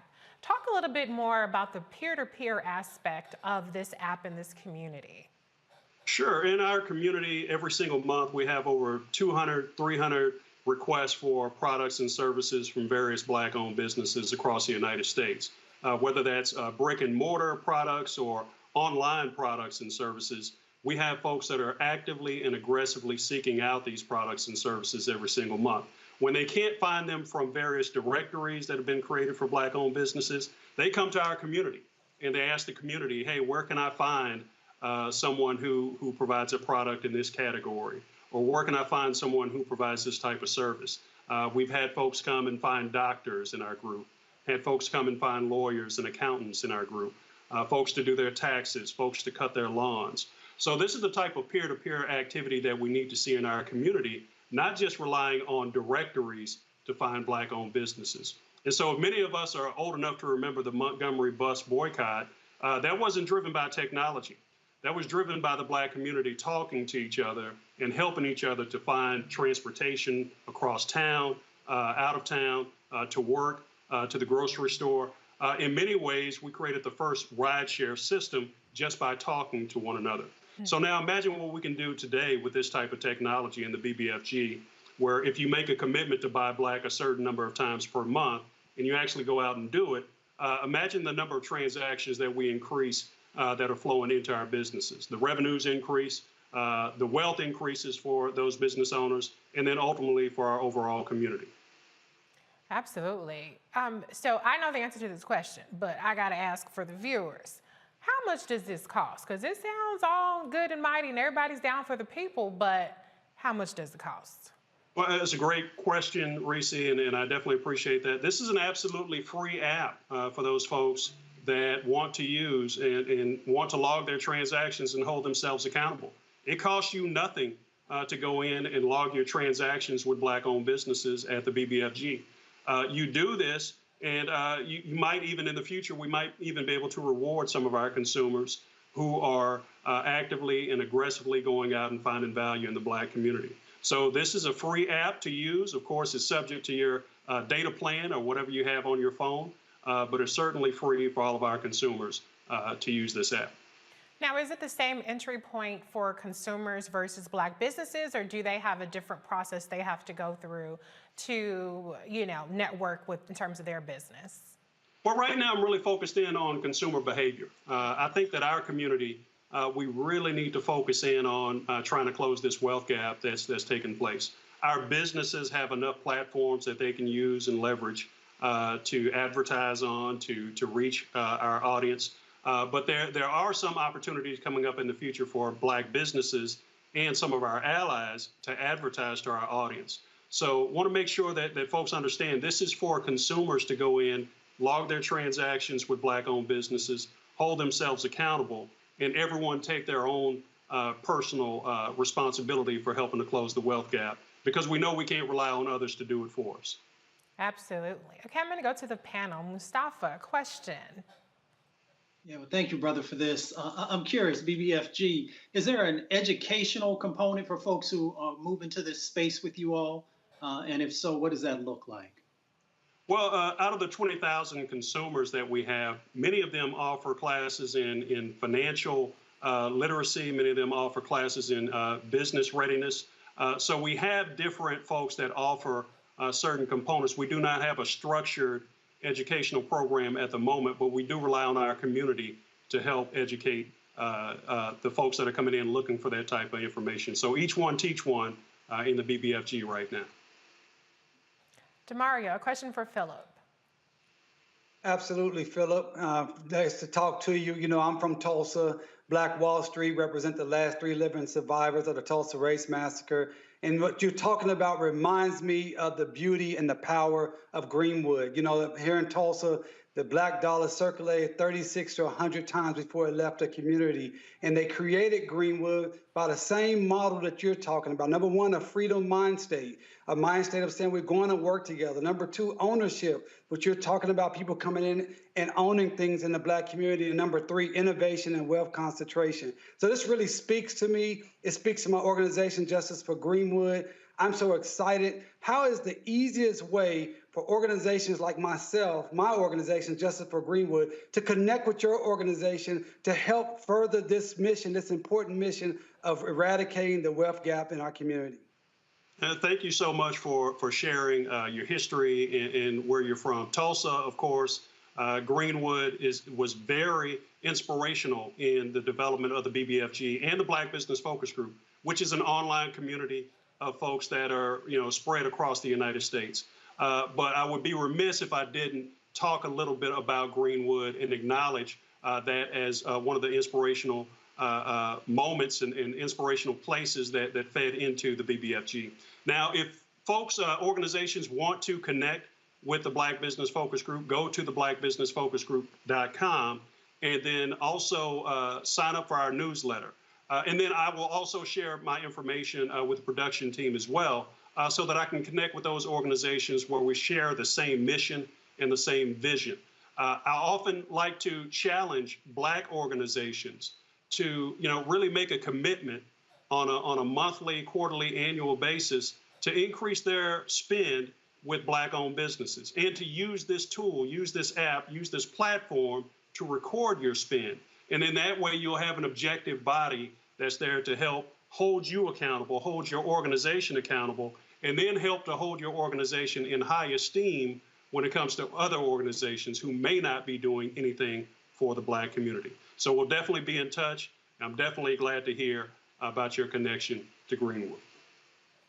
Philip, that's such a great point. You talk about organizations, Black organizations spending with Black businesses. That's something that Roland emphasizes so much on the show. That's something that he makes an effort to do. And so I think that is a challenge that these organizations that are getting $100 million and $40 million and tens of millions of dollars as a result of this racial reckoning should be holding themselves accountable to spending with Black businesses. Teresa, you get the final question, question for Philip, sorry. Thank you so much, Philip. I'm really inspired. And I also just have a question. I am a small business owner myself, celebrating 7 years. If I wanted to introduce my business to your app, what is it and what can others do to also be on your platform or just at least be a part of the community so they can support us as well? Well, thank you so much for that question. And I got to tell you, I'm a little bit tougher than a lot of the other directories that are out there. And I'm sure that you buy Black, but I only want to do business with folks that are interested in buying Black and that they themselves, through their businesses, through their individual activities, are buying Black. So that's the first qualifier that I ask. I ask people, do you buy Black? Do you buy products and services from Black-owned businesses? I then ask them, are you interested in seeing the Black community succeed at the same rate or better than other communities? And if the answer to those questions is yes, then I will definitely be more than happy to present you to our more than 20,000 consumers, more than 10,000 followers across different social media platforms, and then more as we grow. But those are the qualifiers, and we have to be able to demonstrate that in order for us to share businesses with our consumer audience. Philip, thank you so much for being here. Share the website again so that folks can find out how to find you, how to find your app. Give it to the viewers. Thank you. And viewers, again, happy Black History Month. The website is blackbusinessfocusgroup.com, and the app is called the BBFG. You can find it on the App Store, and you can find it on Google Play. Go and download it. And then start logging those transactions. Make a commitment to log 3 transactions a month. And I know many of us do more than that. But if just the panelists on this stage today, if all 4 of you, 5 of you, or 5 of us committed to doing 3 a month, then that's 15 transactions going back into Black-owned businesses. Do your part. Let's close the wealth gap. Let's start it right here with how we spend our dollars. Absolutely. Challenge accepted. Thank you. Thank you. Before we go, here's a reminder for you, HBCU juniors or seniors, time is running out for you to apply for that scholarship from Roland and McDonald's. If you attend an HBCU and Thurgood Marshall College Fund member institution, you can submit your application for the chance to receive a $15,000 scholarship. The deadline is February 28th Go to tmcf.org for details on how to apply. Now, in addition to the free money, scholarship recipients will also have the opportunity to engage with McDonald's executives working within their respective fields of study. Well, that does it for us here at Roland Martin Unfiltered. I want to thank my panel, Mustafa Santiago, Ali, Teresa Lundy, Demario Solomon Simmons had to run. Thank you, and all of tonight's guests. And a big thank you for joining us here on Roland Martin Unfiltered, streaming on the Black Star Network. I'm Reese Colbert filling in. If you haven't done it yet, download the Black Star Network on all your devices. If you would like to help support us so we can continue bringing you the stories that matter to us, Cash App is Cash App, Roland Martin Unfiltered, RM Unfiltered. PayPal me is /RM Unfiltered, Venmo RM Unfiltered, Zelle Roland at RolandSMartin.com. I'm Reese Colbert. Ray Baker will be back tomorrow. We'll be holding it down with Roland in Liberia for its bicentennial celebrations. I'll be back Thursday. Have a great night, y'all. Holla.